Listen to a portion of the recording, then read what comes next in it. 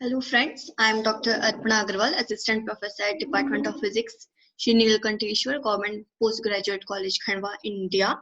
And as you all are well aware of the fact that the whole world is facing a severe issue of COVID-19 spread, and for our own safety, our Honorable Prime Minister has declared a 21 days lockdown till 14th of April and encourage us to maintain social distancing. So I request you all to stay home and be safe.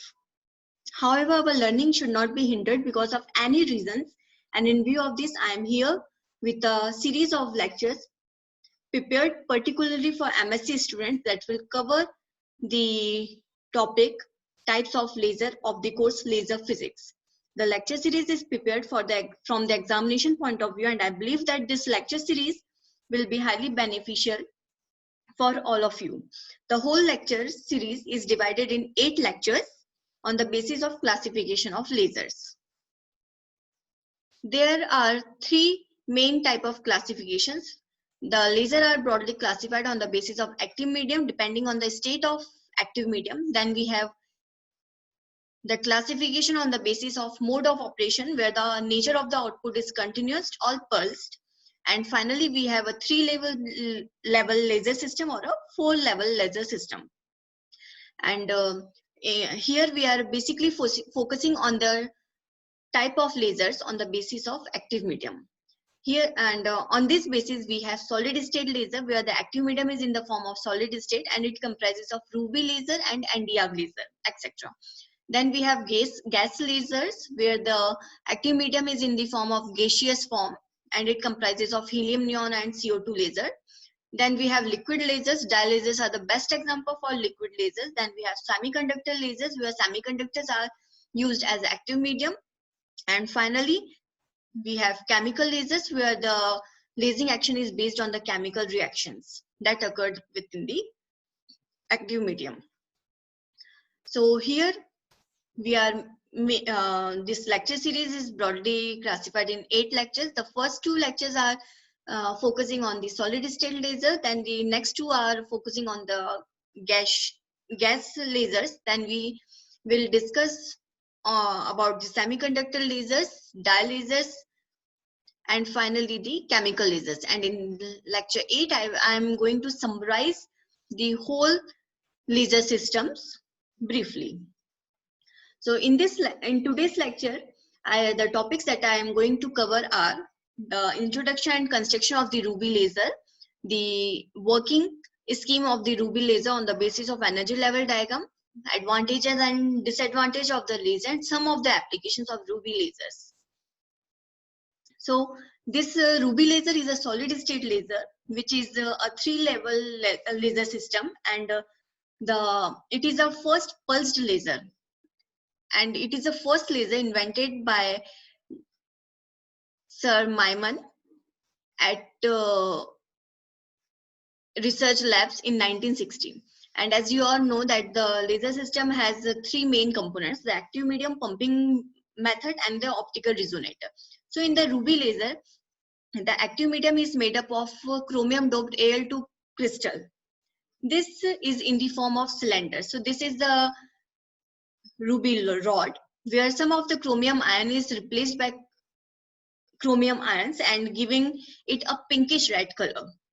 Then we used optical pumping scheme to excite the electrons from the ground state to the higher excited state, and for this we use xenon flash lamp, which is in the form of helical shape, and the ruby rod is inserted within this lamp.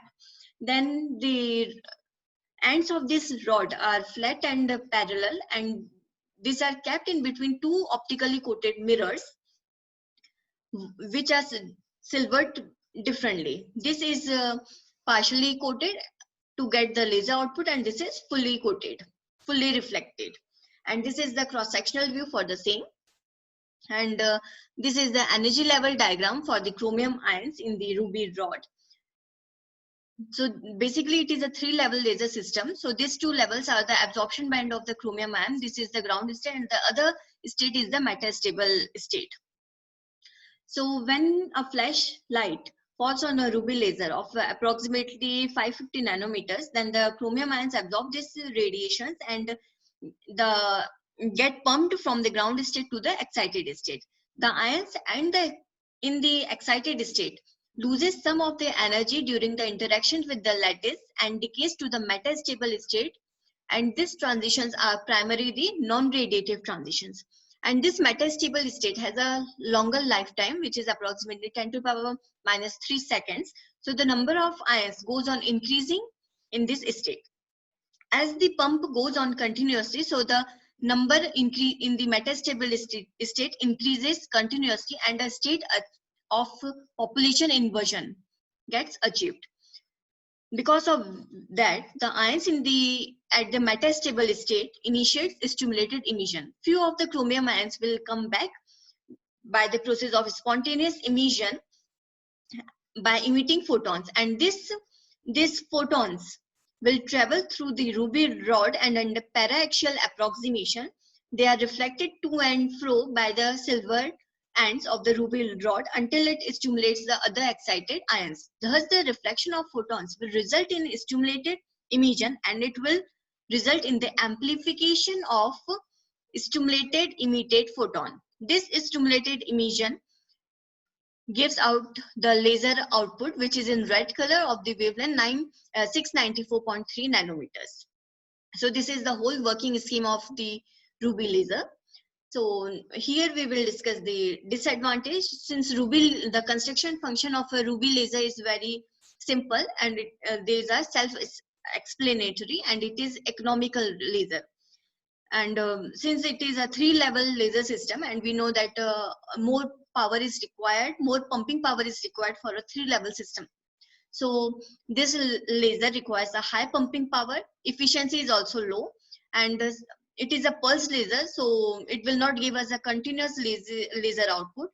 And because of the crystalline imperfections of the Al2O3 crystal, there are some defects that were present in this laser. In spite of such disadvantages, this laser has a number of applications, like because of its lower output power, it is used for the toys. This laser is widely used to perform various experiments at school, college, or university levels. It can also be used for decoration purposes, and also in the holography process to create holograms. And it has also been used in medical field for hair removal therapies. So in summary, we have a ruby laser, which is a solid state laser, and a 3-level laser system where the active medium is a ruby rod, which is nothing but the chromium doped Al2O3 single crystal, and the active center is chromium ion. Pumping method that is used is the optical pumping, and the pumping source is helical flash lamp that is filled with xenon. The resonator is made up of 2 optically coated mirrors which are silvered differently, and the output power is low. The nature of the output is pulsed, and the wavelength that is emitted from the ruby laser is 693.4 nanometers. Thank you.